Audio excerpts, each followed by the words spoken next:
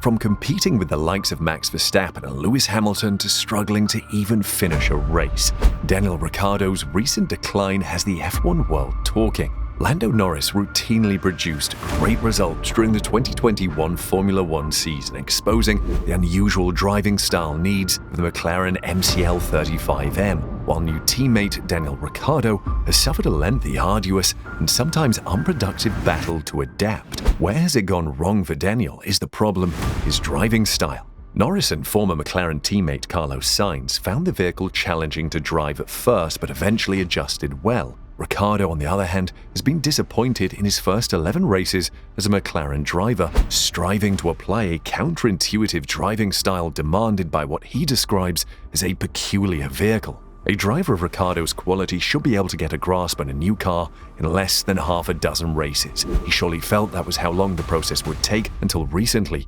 admitting that his issues are a reality rather than a passing phase. According to Daniel, he believes the problem with his recent flaws is because the Mercedes is quite different from the Red Bull, and he is still trying to figure it out. He remarked on the McLaren Mercedes MCL35M, "I recognized it was a different beast immediately. I'd be lying if I claimed the Renault wasn't a completely different beast than the Red Bull, so they're all unique. However, few aspects of this automobile are a little odd. That's the riddle I'm still attempting to unravel. However, each automobile will respond and react differently, and this one, I suppose, has several extra features." He has revealed that he is struggling under braking in his McLaren, which is the area he is losing most of his lap time compared to his teammate Lando Norris. Andrea Stella, McLaren's executive director of racing, believes the issue is that Ricciardo's driving style is opposite end. Since the transition from 2020 to 21, Stella made it clear that although a few changes were made to their car, the important aspects remain all the same. He went further by saying, "We see this with the experience Daniel is having since he comes from the opposite end in terms of how you would want to drive a Formula One car. It's no secret that the automobile company produces cars that excel in high-speed bends, but they may not be the finest car for rolling speed in the middle of a turn.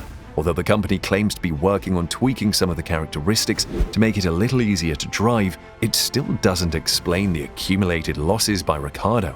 At the same time, the company has made attempts to offer more aerodynamic efficiency, even though they couldn't increase the car's balance or driver exploitation. They claim to be pleased with the pace of increase in aerodynamic efficiency that they've seen in the early races. They're hoping for a little bit more in the following races, but somehow these changes don't seem to be working for Ricciardo. So let's take a closer look at the McLaren traits that have negatively affected Ricciardo. Ricciardo's issue is that he prefers to carry speed into the bend by braking somewhat early, unless when performing one of his signature overtaking maneuvers and rolling the momentum into the corner. The McLaren has a front-end weakness that may be compensated by braking later, although it looks like the steering lock must still be applied gradually. Ricciardo has battled with this, frequently braking earlier than Norris, resulting in the vehicle being under-rotated, which means he is still traction limited for longer in the exit phase than Norris, simply because he's effectively stretching the curve. He's a driver who prefers to roll the speed through the turn rather than attack the braking as hard as our car demands, Stella explained. "We immediately realized what the problem was. This component might be modeled so Daniel knows what to do when working on the simulator and coaching the driver. However, our growth from race to race is not always as easy." Stella, like Ricciardo, points out that a lack of testing chances has made this problem more difficult to solve. Ricciardo only spent a day and a half in the vehicle before the season started, and he's been learning on race weekends since then. He's been aggressively taught by racing engineer Tom Stallard at times as he tries to tune into a driving style which he claims is unsuitable for him.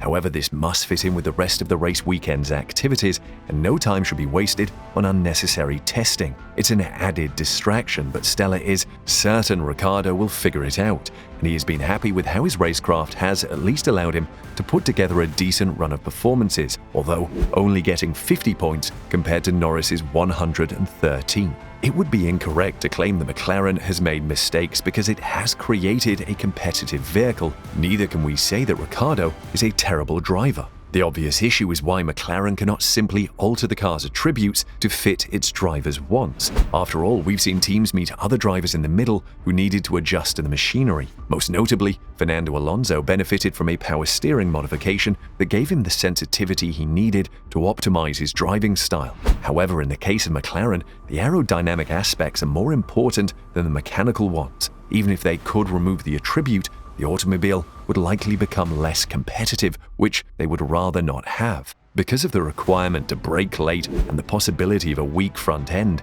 it may be necessary to be more aggressive in pushing the aero center of pressure forward at the corner entrance in low and mid-speed turns. The aero center of pressure will not be as far forward if you stop early and roll the vehicle through the turn as Ricciardo desires. However, in an attempt to make this technique work, the driver comes off the brakes with a more aggressive change in the aero center of pressure rearward, which looks to be limiting Ricciardo in the corner entrance phase. Some believed it's also similar to Norris's default approach, although it's worth noting that he did spend a lot of time refining his driving style in recent years to better fit the automobile's design. He experimented with his technique at the Abu Dhabi test at the end of 2019, allowing him and Sainz to learn from one another since they both suffered in different ways from the same vehicle. Consequently, Ricciardo has a difficult vehicle with which he can work, which presents a driving challenge. Stella isn't sure how long this trait has been in McLaren's DNA, but it looks to have been there for a long time.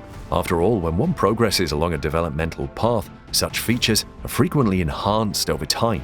It's also vital to realize that aerodynamic and mechanical qualities are not mutually exclusive. They appear to be dependent on one another.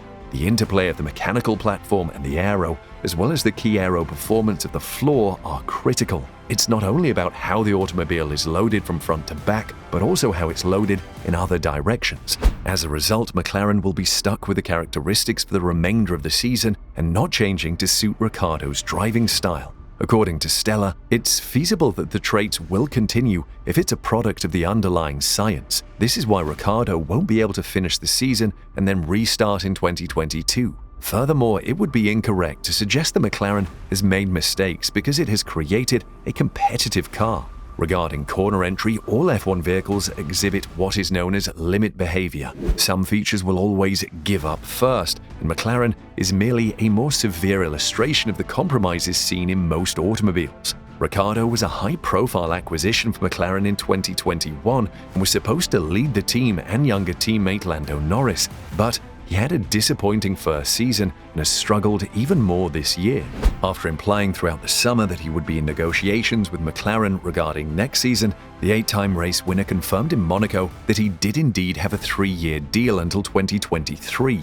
Hopefully, he can modify his driving while McLaren makes changes to their car to suit him as well. Ricciardo has proven himself as one of F1's best, but at McLaren, and this year particularly, he just has not got to grips with the car. Daniel looks to be a professional driver who wants to win while driving a car he enjoys. Do you think his driving should be questioned despite McLaren's refusal to adapt their design to match his needs? Comment below.